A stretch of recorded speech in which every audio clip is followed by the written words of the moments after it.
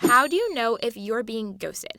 Did your date literally fall off the face of the planet, or are they just experiencing an unprecedented tech issue where none of your messages are going through?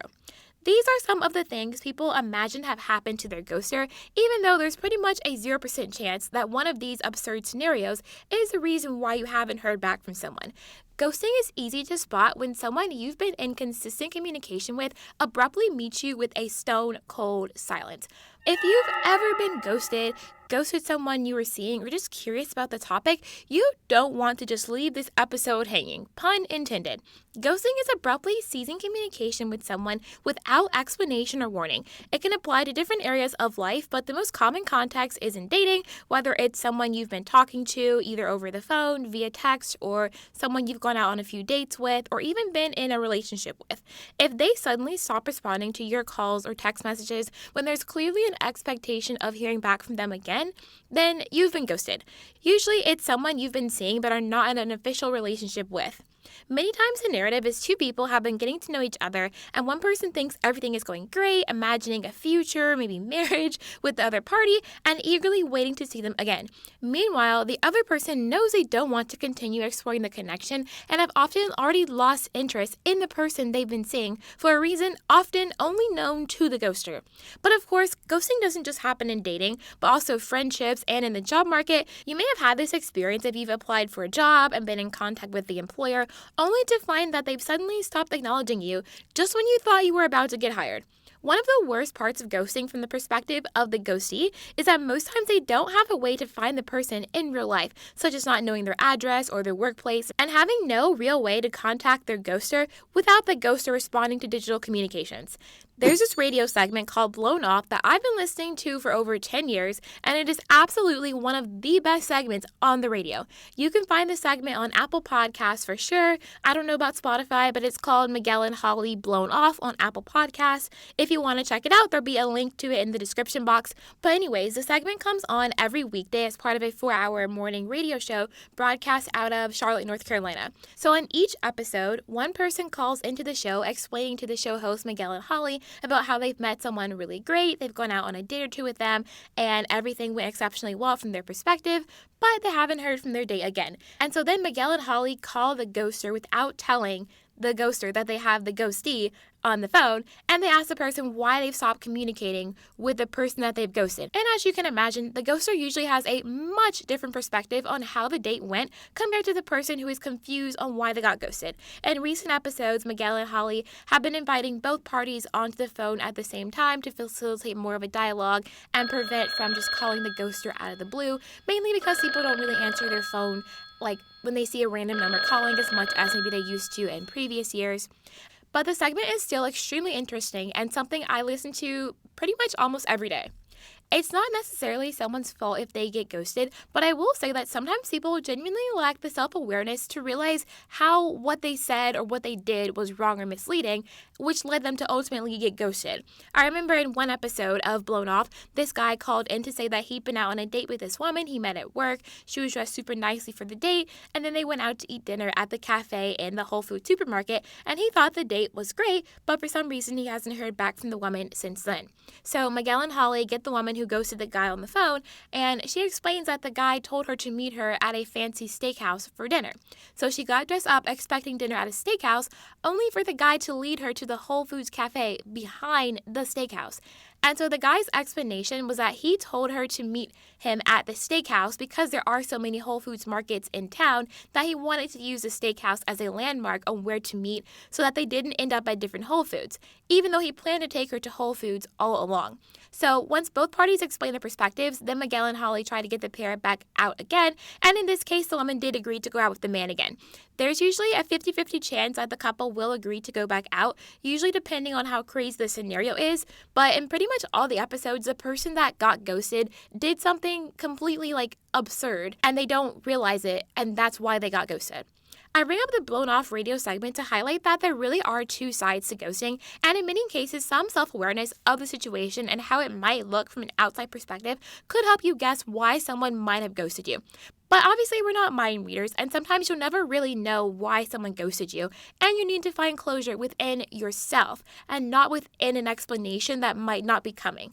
Other times, the reasoning behind ghosting really has more to do with the ghoster's preferences and intentions and expectations and what they're looking for in the dating pool or in life, and not to do with the person that they're ghosting. Ghosters now sometimes practice Caspering, named as an allusion to the fictional character you may remember from your childhood Halloween films, Casper the Friendly Ghost. Caspering is a new trend where someone who has no intentions of ever meeting up with you again continues to still respond to your messages, but their texts gradually get shorter and less frequent. Casperers often think that this version of ghosting softens the blow by gradually letting you down over time, as opposed to just straight up ghosting you. But you could argue that Caspering is actually worse than straight up ghosting because it involves continuing to build a romantic connection with someone that you have no actual intention of seeing again, meaning it's literally a thoughtful and calculated manipulation tactic intentionally carried out over a period of time. So if ghosting is such a frowned upon topic, why do people even still ghost in the first place? Reason number one is to avoid conflict. The ghoster may be non-confrontational, not super comfortable voicing their feelings, or think that they need to give a satisfactory explanation as to why they're ending the connection when they don't think you'll find their reasoning sufficient. A ghoster may also feel that they don't need to offer an explanation for their sudden disappearance, especially if you've only been chatting with the person via text or an online dating app and you haven't met up in person, or if you've only been out on just one date or a few dates with this person. One person might view a first date as the potential beginning of a relationship, while the other party might see it as just one date and a chance to meet someone new and see if they want to go out again, and feel no obligation to follow up afterwards if they don't want to go out again. Other reasons for ghosting include not being sure what to say that doesn't sound harsh but is also truthful and effective. Your date may have completely forgotten about the date, especially if they were drinking. I know that sounds wild, but it really does happen. Or your ghoster might believe that by not communicating, you'll eventually understand that the connection is over.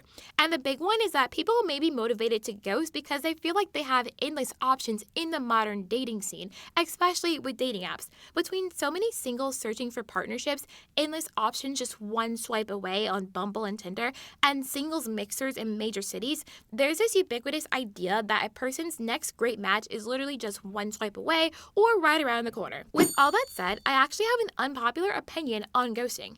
Getting ghosted in the short term is actually a win for you right now and in the long term. When someone ghosts you, they are giving you a clear signal that they are not your match, especially if you're looking for someone to have a genuine connection with so that you don't have to go back out into the dating pool ever again.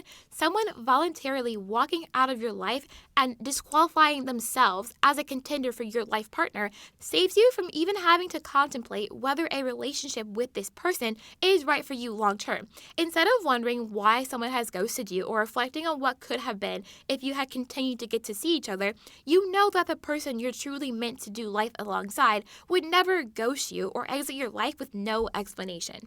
That's not to say it's not worth being sad when someone ghosts you, as it's super important to honor, acknowledge, and process your true feelings about a situation. But if your purpose in dating is to find a suitable partner for yourself, there is no need to fret about someone who is literally showing you that they are not that partner, even if you initially thought they were or hoped they would be.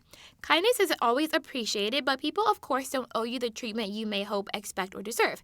Realizing that someone ghosting you is about them helps you embrace the idea of not feeling down for too long about something that's not even about you. Not only does someone ghosting you give you the freedom to get back out there in the dating pool so that you can find someone who is a true match for you, but it empowers you to practice moving on from someone silently screaming that they are not the one for you.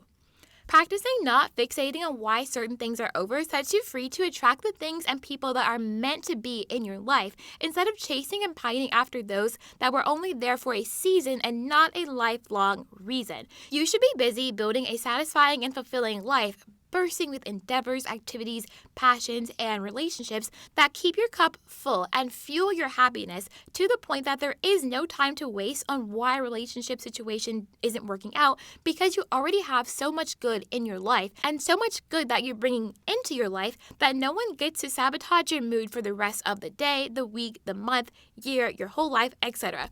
Someone ghosting you shows that they are not in alignment for you, and someone who is a better match for you and your energy is coming along if you truly believe that's the case.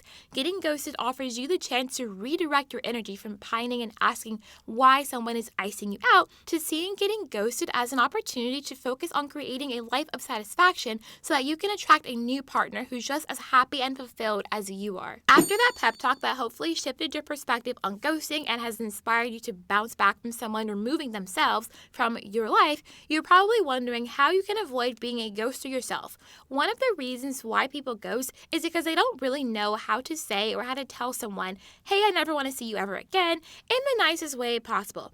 But remember that honest and clear messaging delivered with kindness really is the right thing to do because no one is left hanging in the end and both parties are aware of where they stand. If there is something specific that someone did or said that gave you the ick, letting them know is a great way to help them out in the future so that they don't make that same mistake again. There are some things that are very inappropriate, obviously, and people should know not to do, but with more minor things, sometimes people really are very unaware and oblivious of when they've done something that wasn't cool or left you feeling sour.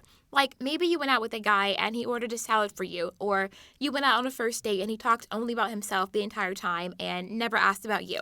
It's not your responsibility to reparent these individuals or teach them proper behavior in life or how to act on a date, but you could consider letting them know if you feel like giving the feedback or think they'd appreciate it. Whether you've gone out on a few dates with someone, just one date, or have been seeing someone for a few weeks but aren't in a relationship yet, ending things clearly and honestly is the solution to not ghosting. To offer a quick script on what you can say, you can just send this over text and say, "Hi John, I hope you're doing well. I've enjoyed getting to know you, but after giving it some thought, I've realized I don't see us moving forward romantically. I think it's best for us to part ways now, and I want to be honest with you about how I feel. Thank you for understanding, and I wish you all the best." That message is in the description box of this episode, so you don't have to worry about copying it down, as well as in the detailed show notes that you can find a link to also in the description. That quick memo is a great option for honestly letting someone know how you're feeling about the connection and leaving them informed about where you stand. Keep in mind that sending this message is not the same as a breakup. This message is for someone that you've been talking to or going out on a few dates with, not someone that you've been in a full relationship with. Obviously, don't ghost your romantic partner, and a conversation is needed for a breakup, preferably in person, but this script is very effective for ending things with someone you've just been getting to know. Now, this episode would not be complete without a discussion on what to do and what not to do if you get ghosted. As for what to do, number one, process your feelings. After a connection you were enjoying or looking forward to suddenly gets pulled away from you, like getting fired unexpectedly from a job that you really loved, you need some time to process your feelings. The amount of time needed is different for everyone, but talk with a friend or a therapist about how you're feeling and the root cause of where those feelings are coming from. For instance, you might feel sad that someone ghosted you, but the root cause of your sadness could stem from once again not feeling chosen romantically. No matter what emotion you're experiencing, remember that your feelings are valid. There's no right way to feel, only the way that you genuinely feel. You could even journal all your thoughts out or find a bit of closure by sending the person who ghosted you a message just saying that you enjoyed getting to know them, you're disappointed in how things ended, and you're now sending this message for your own personal closure to close the loop. The purpose of closing the loop and sending that message is not to expect a response, but to give yourself the closure you were hoping to receive from your ghoster. Reflect on why you feel sad about this particular person ghosting you, and the reason may be deeper than you think. Is it really because you saw potential for a relationship with them, or are you sad to be single, upset that someone didn't choose you yet again, or because you enjoyed the connection and closeness of seeing someone?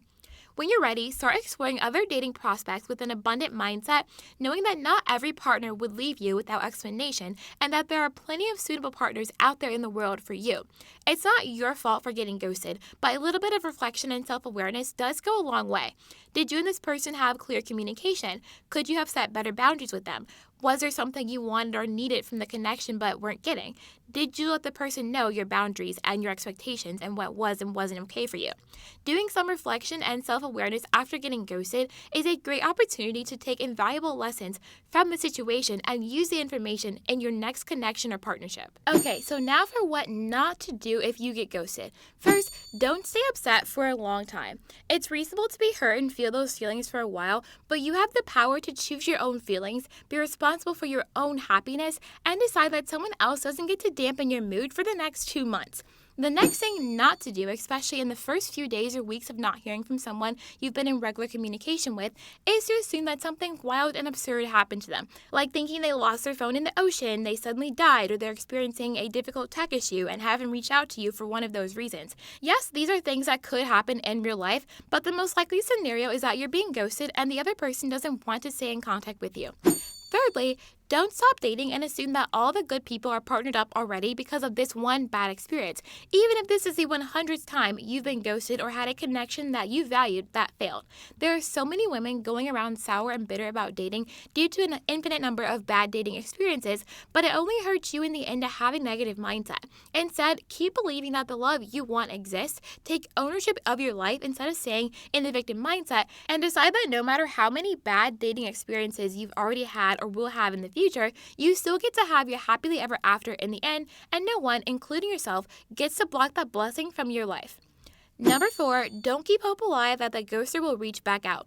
This is a huge waste of mental energy. Ultimately, we don't control anyone besides ourselves, and we can't really predict the actions of other people.